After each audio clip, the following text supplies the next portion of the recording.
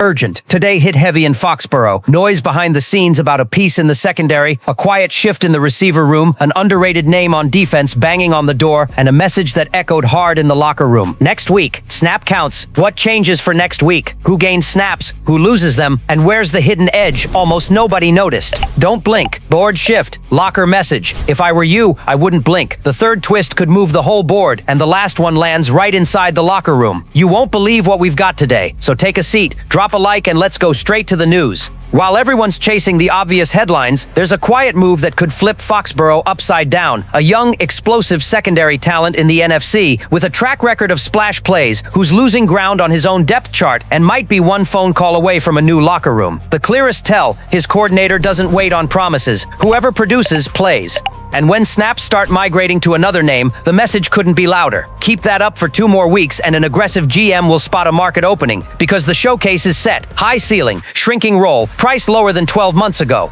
Now picture that profile in a defense that craves versatility, immediate special teams impact, and a hunger to reclaim a role. Reveal Eagles Wire. If you thought this fits New England, you're a step ahead, and today's story goes exactly there. We're talking about Sidney Brown of the Eagles, who's watched Andrew Makuba take on more reps, and with that, seen his role shrink in Vic Fangio's rotation. Brown was a 2023 pick who flashed as a rookie, 45 tackles, 3 passes defensed, a forced fumble, but lost traction after the ACL that ended that season. Last year, he played 11 games, logged only 87 defensive snaps, and if Makuba keeps ascending, that number trends down.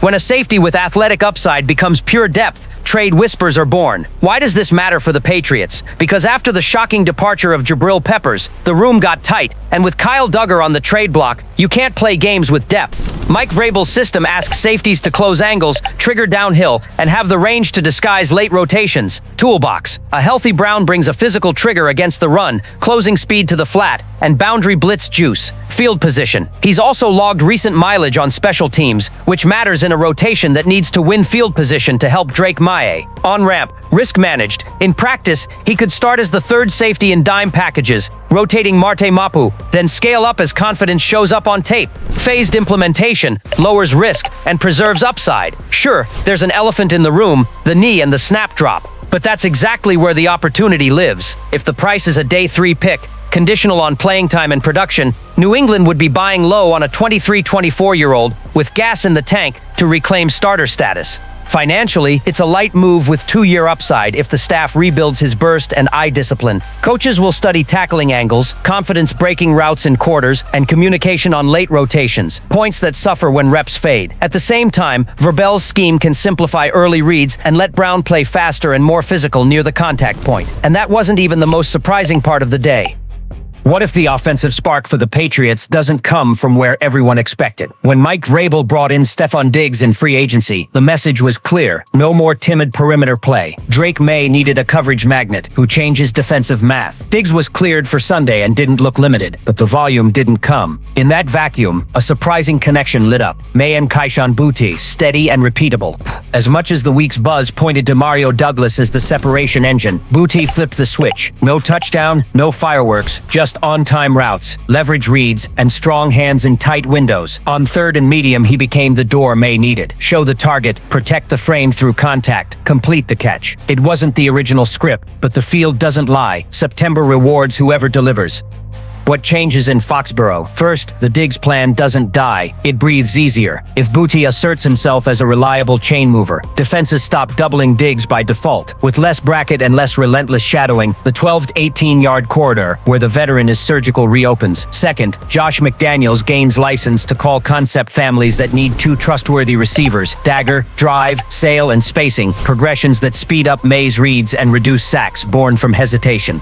Feel the domino effect. Boutte winning in breakers from 8 to 12 yards draws the nickel, loosens the box half a step, and makes the run game easier. You don't need 150 on the ground. You need to turn 2nd and 7 into 3rd and 2. That micro win changes protections, enables tailored play action, and reopens the screen drawer for Efton Kism third. Add Kyle Williams in-depth packages, and suddenly the WR room has more diverse bodies and tempos. The fan base got the signal. If he played like a WR1, let the field talk, one fan said. Another pushed back. Easy. A healthy Diggs flips the board. The ideal is having two tough covers. That debate is perfect for a locker room that needs redundancy. Long seasons punish one-note offenses. When a coordinator erases one option, the other has to feast. To maximize it, go with this sequence. Motion to declare man or zone. Bunch, stack to free booties release, and condense splits to manufacture legal traffic. There's also the meleeer. On a choppy afternoon, he needed anchors, timing, a stable platform, and a clear first window. Booty provided it: functional separation, presentable target, and technique at the catch point.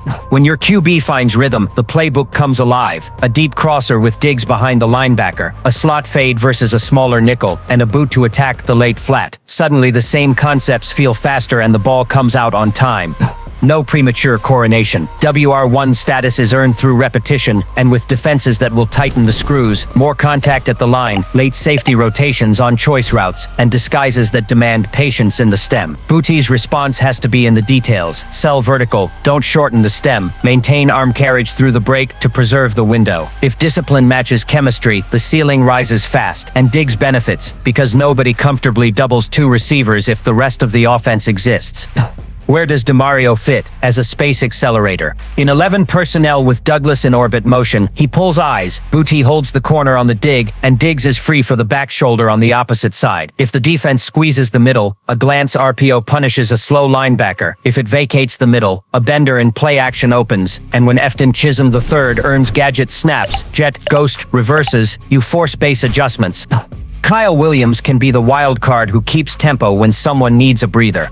Bottom line, Butte's emergence doesn't diminish the Diggs plan. It pours gas on it. The goal isn't finding a savior, it's building a receiver room that adds up qualities and multiplies the quarterback's choices. Week 1 exposed flaws, but also delivered a valuable clue. There's chemistry to mine. The next step is turning chemistry into points, giving Diggs healthy volume and setting clear roles for Douglas, while Chisholm III and Williams bring situational juice. And the wild part is that this shift might have arrived right on time. What if the key to the defensive turnaround isn't the splashiest free agent, but a pass rusher who rediscovered his motor this summer? In the hours before the Raiders' clash, a bold prediction gained steam in Boston. K'Lavon Chaisson, signed for 1 year and $5 million, could be the best defensive addition of 2025. Sounds like a stretch? Breathe, and look at the context. The 2024 Patriots finished dead last in sacks. If this defense wants a rebirth, it has to turn pressure into hurried throws and mistakes. Chaisson arrived with an upside swing label. The nut-tutty pick in the 2020 draft, undeniable athletic flashes, but a bumpy ride. The Jaguars didn't exercise his fifth-year option. There was a short Panthers stop, then the Raiders practice squad, and a promotion last October. In Foxborough, the conversation shifted for a simple reason. He's playing faster, less thinking, more reacting. The first step pop is back, the dip and rip is flowing, and when he aligns in a wide 9, his arc threatens tackles again. The bolt-to-spin counter is back on the menu, and the backside pursuit has been relentless. The tactical fit explains the optimism, with Milton Williams and Christian Barmore crushing the interior and Kairos Tonga eating two gaps in base, edges get one-on-ones more often. Add Harold Landry on the other side, a specialist in closing the escape lane, and you've got the perfect setup for Chaisson to hunt backside. On long downs, the NASCAR package pops. Barmore inside, Williams as a penetrating 3-tech, Landry and Chaisson wide, plus simulated pressure with Robert Spillane knifing the A-gap to mess with protections and open lanes for line games. What does that mean on the field? First, less time hanging in coverage. In 2024, the secondary held routes for over 3 seconds at an unhealthy rate. In 2025, the mission is to shorten windows. If Chaisson consistently converts speed to power, a QB's clock drops to 2.5 seconds. In the AFC, that split births turnovers. Second, multiplicative looks. Vrabel can start in a light front to sell pressure and drop into creepers, asking Chaisson to buzz the hook curl occasionally to muddy reads without sacrificing aggression up front. The fan base smells a breakout. If he turns flashes into sequences, double digits are coming, one fan said. Another pointed to Foxborough's rehab track record. How many arrived as bets and left as starters? The locker room bought in because the effort is visible. Finishing plays, backside chase, and a strip attempt at the contact point. It's not just highlights, it's repeated detail in drills, proper angles, and active hands to shut the inside door before bending the arc. Real questions remain. Pad-level consistency, edge control against zone read, and the old temptation to jump inside and open the runway outside. The staff will hammer priorities, contain before hunt, strong hand in the tackle's chest, and peripheral vision to kill screens. The good news is the environment helps, with Barmore and Williams forcing short, choppy steps in the pocket. The edge doesn't have to play hero ball every snap. Picking spots is part of the maturity that separates promise from production. Now, look at the strategic impact versus the Raiders. Geno Smith hates muddy feet. When he feels interior push, he speeds up. If Chassain wins the blindside arc while Landry seals the scramble lane, the middle becomes a trap zone for linebackers and safeties. That's the recipe to turn 2 long drives into field goals. And if a strip sack pops, even better, short fields for a developing offense are pure oxygen for Drake May. Want a practical Week 1 plan? Rotate Chassain on 55–60% of snaps, peaking on 3rd and long. Mix tech stunts with Williams drawing 2, sprinkle a couple simulated pressures with Spillane to seed doubt, and preserve his gas for the 4th quarter. If it's tight late, one explosive play can flip the narrative, the locker room, and even the adjustment calendar. Breakouts don't schedule appointments, they just happen, and by the time you notice, they're shaping the presser. And here's the kicker. Even if he doesn't end up the best addition, simply threatening to be one already changes the front's math. When an offense must respect 4 legitimate rushers, every teammate gets half a tenth faster. In September, that half-tenth wins games, and that wasn't even the most surprising part of the day. In Vrabel's debut, the Patriots stumbled at home to the Raiders. 20-13, on the surface, cold numbers, sputtering offense, non-existent run game, and a pass defense ripped apart. What lit up the post-game, though, was the coach's tone. No varnish. He made it clear the standard had moved up. We'll see what kind of team we are, what kind of leaders we have, and whether there's a real work culture to respond. Translation, speeches aren't enough. It's a character test in Week 2. What worries you? They gave up 30-62 passing yards. Geno Smith feasted between the hashes, and not having Christian Gonzalez out with a hamstring made it worse. Brock Bowers and Jacoby Myers combined for nearly 200 yards on in-breaking routes, and the secondary looked a step late all day. With inconsistent pressure and linebackers arriving late to coverage landmarks, the defense relived old 2024 ghosts. Worse, the offense scored just 3 points after halftime, echoing last year's drought. Here's the strategic point. Vrabel isn't a novice. He knows an opening loss can dent confidence, but it also serves as a scalpel. The message to the room was delivered. Effort and buy-in will be measured weekly. Expect a sharper week of practice, a reworked rotation, and maybe a surprise cut if someone doesn't lock in. Josh McDaniels, back as OC, feels it too. The script was too conservative. Not enough of Drake May's arm, not enough chances to unleash Diggs or Booty on explosive routes when the Raiders' safeties bailed. Adjustments are coming. The talent is there. Execution needs daring. The fans are split. Some see a rerun of 2024, others call it a teachable loss. Better to take the slap in Week 1 than fool ourselves and crash in January, one said. Another summed it up. If Vrabel doesn't fix the O-line and pass rush, we'll suffer again. That mix of frustration and hope keeps the debate alive. Deep down, everyone wants identity, an aggressive offense, disciplined defense, collective spirit. There's extra emotional fuel. Vrabel's a 3-time champ in blue and red, carries the aura of someone who lived a winning culture, and is promising to transplant that mindset to this roster. If the message sticks, the loss to the Raiders can become a turning point. If not, it's an early warning. The difference lies in how they practice, and in Buffalo next Sunday. It's the trial by fire for Vrabel's culture, and every snap will be under a microscope.